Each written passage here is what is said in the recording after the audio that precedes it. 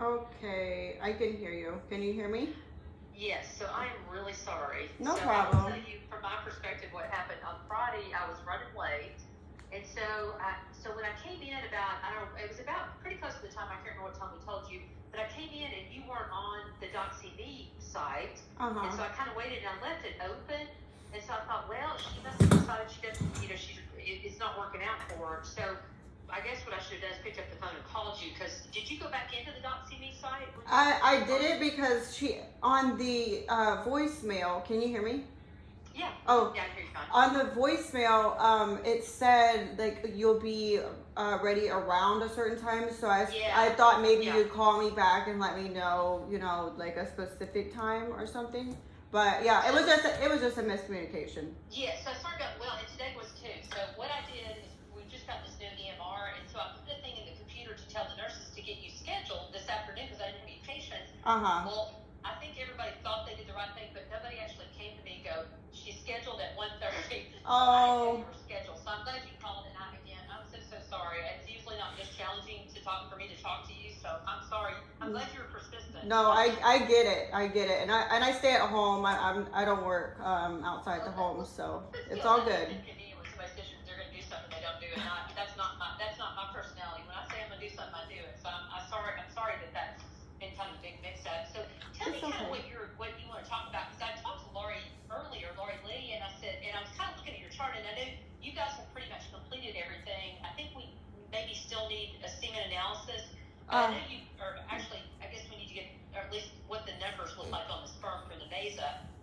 And so I wasn't sure what you guys wanted to talk about today, or what you wanted to talk about. Well, So, yeah, that's getting shipped. We've already handled that. That will be there mid-January, I guess, because you guys are going to be closed, and just kind of like matching up both of the offices, time frames. Gotcha. That's Okay. around the time, so I won't be able to start my cycle until February because my menstrual doesn't come on until the end of the month. So so it would be around February when everything starts.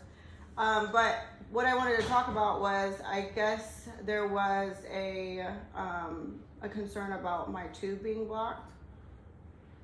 Yes. And whether I should get it removed or not. I think that's what the nurse wanted me to talk to you about. Okay.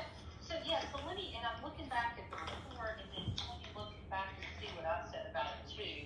So Okay. with the tube, and it's really confusing. I wish there was a simpler way to describe this, but if the blockage is where the tube connects with the uterus, as opposed to at the end of the tube, then there's a question about whether or not we need to remove the tube.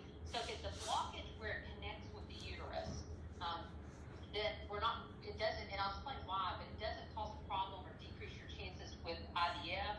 And so in looking at yours, and actually has a picture right here too, it looks like the right one is the one that's blocked where it's Yes, connected. it is. Yeah. Yeah.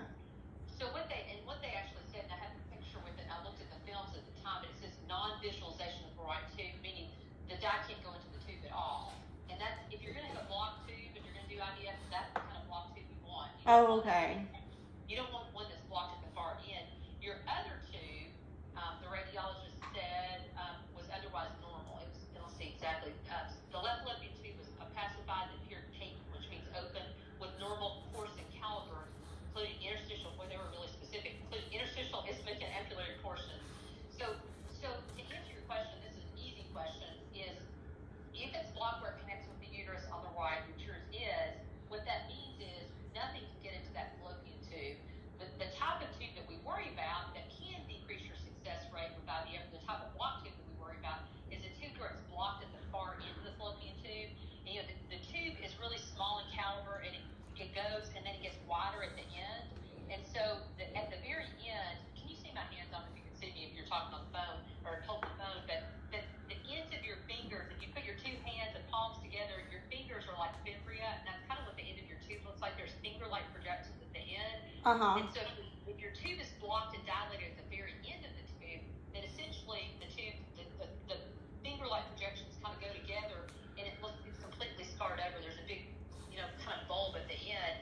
And so the reason it matters where it's blocked is because your tube secretes mucus all the time, or fluid, and particularly when you're in an IVF cycle and your estrogen level is super physiological. lot higher than what it would normally be, that tube tends to secrete a lot more fluid. Okay. And so if the tube secretes a lot more fluid, it can collect in the far ends of the tubes. And Right. the tubes almost look like baseballs at the end with fluid in them. Right. I just saw somebody like that today on ultrasound that had a really big dilated tube. Right. The reason that, we don't really know the reason why it's problematic, but we know that tube is blocked and dilated, that fluid from the end of the tube, in theory, can reflux back down into the uterine cavity and either can flush the embryo out after we put it in, Okay. or it can bathe the embryo in some sort of non-nutrient media. Okay. So there's probably about 40% reduction in pregnancy rates in somebody that tries to get pregnant, tries to do IVF with a blocked tube at the far end. That's also known as the distal end of the fallopian tube. Your fallopian tube, again, is blocked like right where it connects with the uterus, so that no dye can go in the tube at all. Okay. So again, if you're going to have a blocked tube, that's where you want it to be blocked. You want it to be blocked right where it connects with the uterus. Okay, good. That's great news. I was really worried about that. And I was like, I don't know if I can wait another 3 weeks to talk to her about this. Oh, okay. Yeah, sorry, that's a really easy question. I'm Yeah. sorry it took so much for us to I was like, she can just call me. It didn't have to be like super long and lengthy. So Yeah, well, Yeah. good. Yeah, so that's an easy question. Thank you. okay, perfect. Well, thank you so much. It sounds like you guys are all set up and ready to go then for January. So once we get the sperm here, it looks like you've got everything else done, and we'll be ready to get going at that point. Yes. Yeah, and the other really good thing, Courtney, I know you know this, but your egg number, your AMH is really, really good. Oh yeah. So that's really encouraging. And I always tell everybody that we never know for a given person how you're going to stimulate. And so with you, because your AMH is so high, which is really good, Right. we usually start you off at the lowest dosage. So 150 of FSH is usually the dose we start off like on our egg donors, women that are really young that have really good egg supply. And so if after 4 or 5 days of medicine you don't stimulate the way we hope you will, then ultimately we'll kind of bump that dosage up. But I think you'll do really well with it. Okay. Every now and then, when you see a real high AMH, we start to stimulate you at that lower dosage, and your ovaries kind of don't do anything. But once we get you to that magic dose, your ovaries take off, and I think you'll do great. I think you'll have lots and lots of eggs. So Alrighty. that's a big positive, a big bonus to have a good AMH. Yay. Okay, perfect. All right. Well, everything sounds good to me. All right. Any other questions that you have? Nope. Okay, well, sorry That's for it. all the hubbub about a simple question. I feel even worse now. No biggie. It's no biggie. I'm just really relieved to hear that I don't have to get another surgery. That's just great for me. That's always good news. Yes. Yes. All right. All right. Take care. You Sorry, too. and I'll see you soon in late January or early February. All right. See ya. All Thank right. you. Bye Take bye. care. You too. Bye-bye.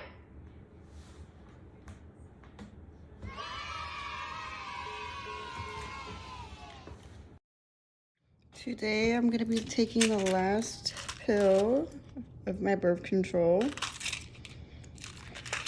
I've taken 1, 2, 3, 4, 5, 6, 7, 8, 9, 10, 12, 13, 14, 15, 16, and then the last one is 17.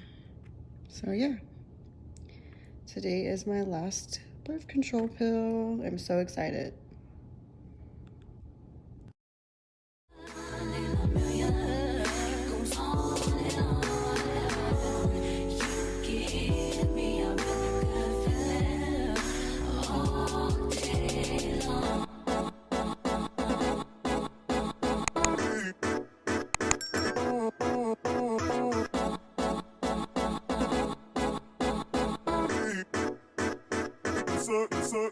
Suck.